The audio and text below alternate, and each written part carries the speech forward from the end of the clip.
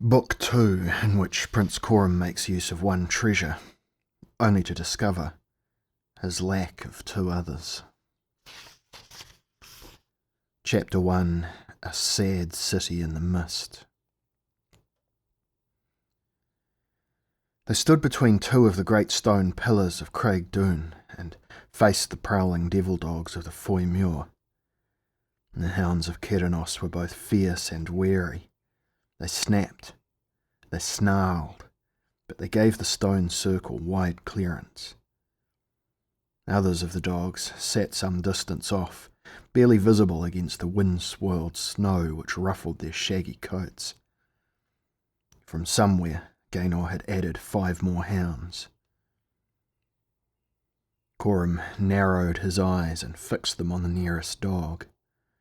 Then he drew back his arm, which held the long and heavy lance, shifted his feet a little to get the best balance, and hurled the weapon with all the force of his fear, his anger, and his desperation. The lance flew true, driving deep into the canine body, knocking the hound from its feet. "Now," called Coram, and Jerry O'Connell, who held the end of the rope, began to tug. Coram pulled too. The line had been securely attached to the lance, and the lance was buried deep in the dog's body, so that this too was dragged back into the sanctuary of the stone circle. The hound still lived, and when it realised what was happening to it, it began to make feeble efforts to get free. It whined. It tried to snap at the shaft of the lance, but then it had been pulled under the arch, and it became suddenly supine, as if it accepted its doom. It died.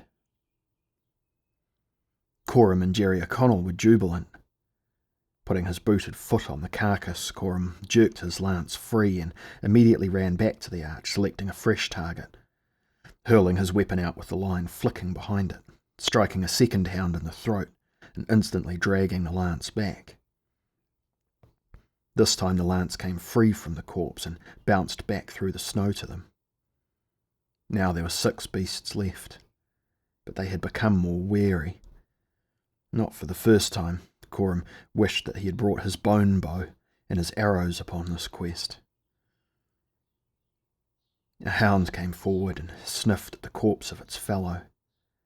It nuzzled the throat from where the fresh blood poured. It began to lap the blood with its long red tongue.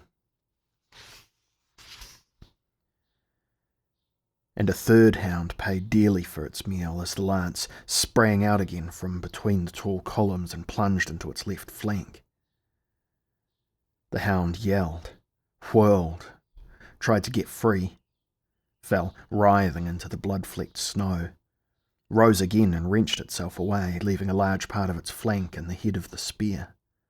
It ran in circles for a while as its lifeblood gushed from it, and then, about 100 yards from the corpse it had only recently been feeding from, it flopped down.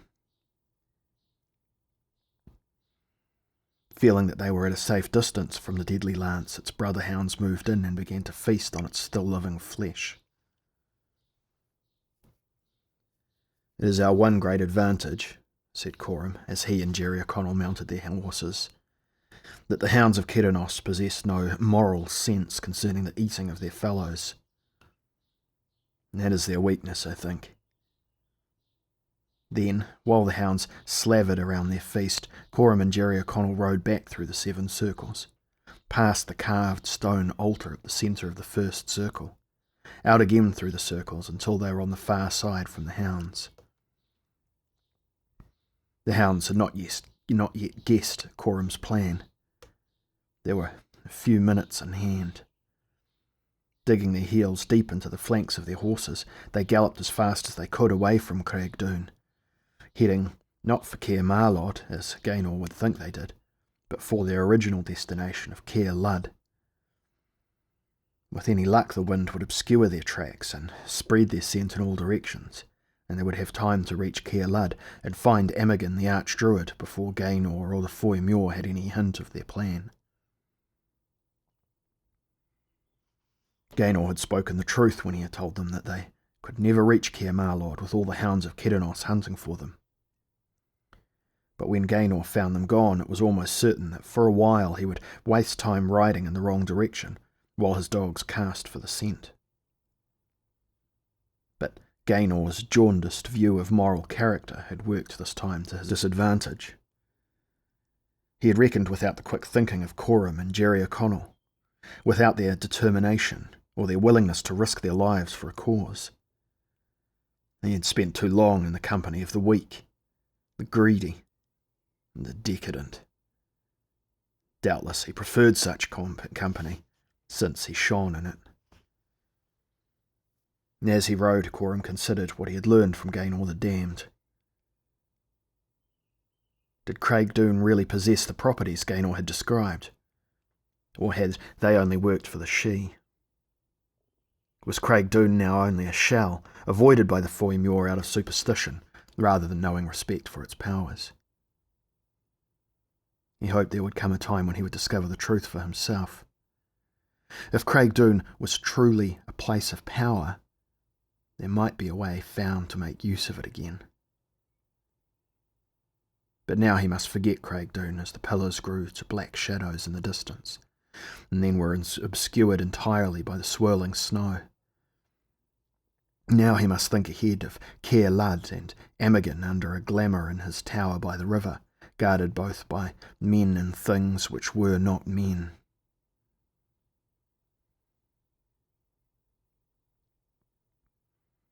They were cold, and they were hungry. The coats of their horses were rimed, and their own cloaks sparkled with frost. Their faces were numbed by the cold wind, and their bodies ached whenever they moved. But they had found Caer Lud. They drew rein upon a hill and saw a wide, frozen river. On both banks of the river, and connected by well-constructed wooden bridges, was the City of the High King. Pale granite coated with snow. Some of the buildings rising several stories. For this world it was a large city, perhaps the largest, and must once have contained a population of 20 or 30,000. But now the city had the appearance of being abandoned, for all its shapes could be seen moving through the mist which hung in its streets. And the mist was everywhere. Thinner in some places, it clung to Caer Lud like a threadbare shroud. Coram recognised the mist. It was Foy Muir mist. It was mist which followed the cold folk wherever they travelled in their huge, poorly made wicker war carts. Coram feared the mist as he feared the primitive, amoral power of the surviving lords of Limbo. Even as they watched, he saw a movement where the mist was thickest, close to the riverbank. He saw a suggestion of a dark, horned head, of a gigantic torso which faintly resembled the body of a toad, of the outlines of a huge creaking cart drawn by something as oddly formed as the rider. Then it had gone. From Coram's frost-cracked lips came a single word.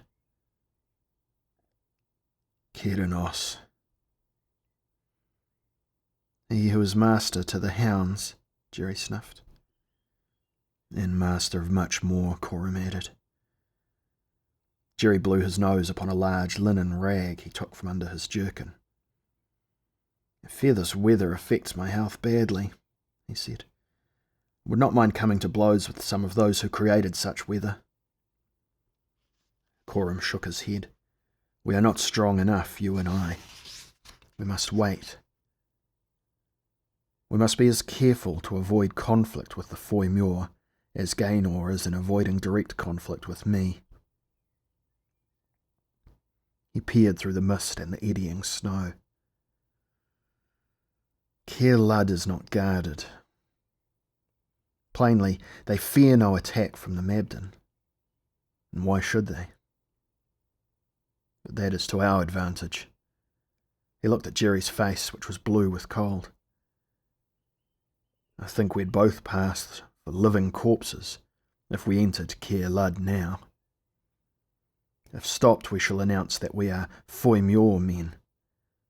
While it is impossible to reason either with the Foimure or their slaves because of their primitive mentalities, it also means that they are slow to recognize a deception. Come. Coram urged his horse down the hill towards the sad city that was once the great city of Caer Lud, and leaving the relatively clean air for the mist of Caer Lud was like going from midsummer into midwinter. If Coram and Jerry O'Connell had considered themselves cold, it was now as nothing to the totality of coldness in which they now found themselves. The mist seemed virtually sentient, eating into their flesh, their bones and their vitals, so that they were hard put not to cry out and reveal their ordinary humanity. For Gaynor the damned, for the Gulig, the living dead, for the brothers of the pines, like Hugh Argech, whom Coram had once fought, such cold doubtless meant little, but for mortals as the conventional mould of theirs, it meant a great deal. Coram, gasping, shuddering, wondered if they could hope to live through it. But with set faces they rode on, avoiding the worst of the mist as best they could, seeking the great tower by the river where they hoped Imogen was still imprisoned. They said nothing as they rode, fearing to reveal their identities, for it was impossible to know who or what lurked on either side of them in the mist. The movement of their horses became sluggish, plodding as the dreadful mist affected them. At last Coram bent over and spoke close to Jerry's head, finding speech painful as he said, "There is a house just to the left of us, which seems empty. See, the door is open. Ride directly through it." And he turned his own horse into the doorway and entered a narrow passage which already occupied by an old woman and a girl child who were huddled together, frozen and dead. He dismounted and led his horse into a room off the passage. The room appeared untouched by looters. A glaze of frost covered food on the table which had been set for some 10 people. A few spears stood in a corner, and there were shields and swords against the wall. The men of the house had gone to fight the Foimure and had not returned for the meal. The old woman and the girl had died beneath the influence of Balar's frightful eye. Doubtless they would find the corpses of others, old or young, who had not joined the hopeless battle against the Foimure when they had first come to Caer Lud. Coram desperately wished to light a fire, to warm his aching bones, to drive the mist from his body. But he knew that this would be risking too much. The living dead did not need fires to warm them, and neither did the people of the pines. As Jerry O'Connell led his own horse into the room, drawing a shuddering, winged black and white cat from within his jerkin, Coram whispered, "There will be clothing upstairs, perhaps blankets. I will see." The small black and white cat was already climbing back inside Jerry's jacket, mewling a complaint. Coram cautiously climbed a wooden staircase and found himself on a narrow landing. As he had guessed, there were others here. 2 very old men and 3 babies. The old men had died trying to give their body heat to the children. Coram entered a room and found a large cupboard full of blankets stiff with cold. But they were not frozen through.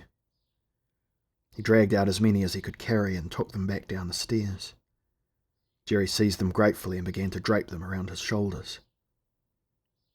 Coram was unwrapping something from his waist. It was the nondescript mantle, the gift of King Fiachad, the she cloak. Their plans were already made. Jerry O'Connell would wait here with the horses while Coram sought Imogen. Coram unfolded the mantle, wondering again as it hid his hands from his own sight. This was the first Jerry had seen of the cloak, and he gasped as, huddling in a mound of blankets, he saw what it did. Then Coram paused. From the street outside there came sounds. Cautiously, he went to the shuttered windows and peered through a crack. Through the clinging mist, he saw shapes moving.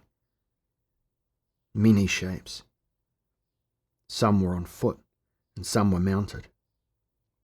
But all were of the same greenish hue, and Coram recognised them. The strange brothers to the pines, who had once been men, but now had sap instead of blood in their veins, and they drew their vitality not from meat and drink, but from the earth itself.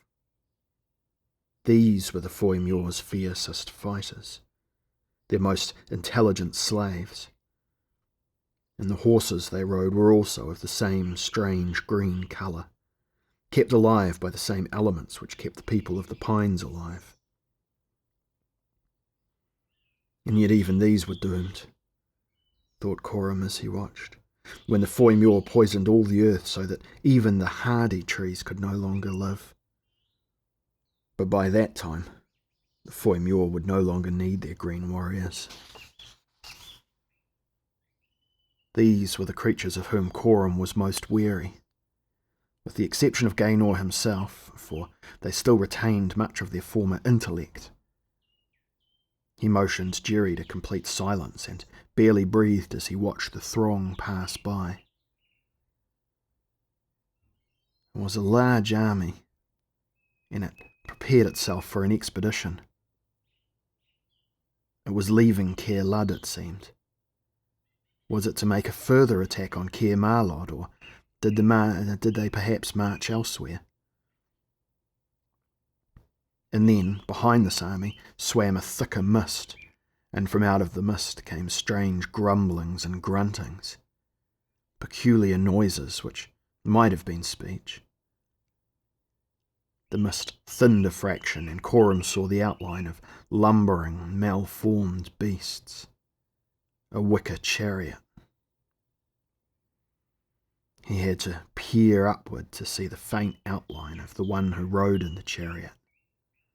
He saw reddish fur, saw a 8-fingered hand, all gnarled and covered in warts, clutching what appeared to be a monstrous hammer.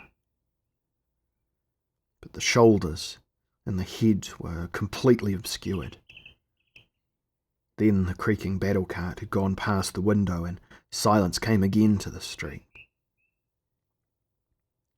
Coram wrapped the she cloak about his body. It seemed to have been made for a much larger man, for its folds completely engulfed him. And then it seemed to his astonishment that he saw 2 rooms, as if his eye was slightly out of focus. Yet the rooms were subtly different. One was the room of death in which Jerry sat huddled in his blankets, and one was light, airy, full of sunshine. And Coram understood then the properties of the she-cloak. It had been long since he had been able to shift his body from one plane into another. Effectively, this is what the mantle had done for him. Like High Brere's Ale, it was not completely of this plane. It moved him sideways, as it were, through the dimensions separating one plane from another. "What has happened?" said Jerry O'Connell, peering in Coram's direction. "Why, have I vanished?" "No, Coram." Jerry shook his head. "No," he said, "but you have become a little shadowy, as if the mist thickens around you." Coram frowned. "So the cloak does not work after all. I should have tested it before I left Caer Marlod." Jerry O'Connell looked thoughtful. "Perhaps it will deceive Mabden eyes, Coram. You forget, I am used to travelling between the realms, but those who cannot see, who have no knowledge such as we possess, perhaps they will not see you." Coram made a bitter smile. "Well," he said, "we must hope so." He turned towards the door. "Go warily, Coram," said Jerry O'Connell. "Gaynor, the Foimore themselves, many are not of this world at all. Some may see you clearly. Others may gain just an impression of your outline. But there is much danger in what you plan." And Coram said nothing in reply, but left the room and entered the street, and began to move towards the tower by the river with a steady, dogged stride, as a man might go bravely to his inevitable death.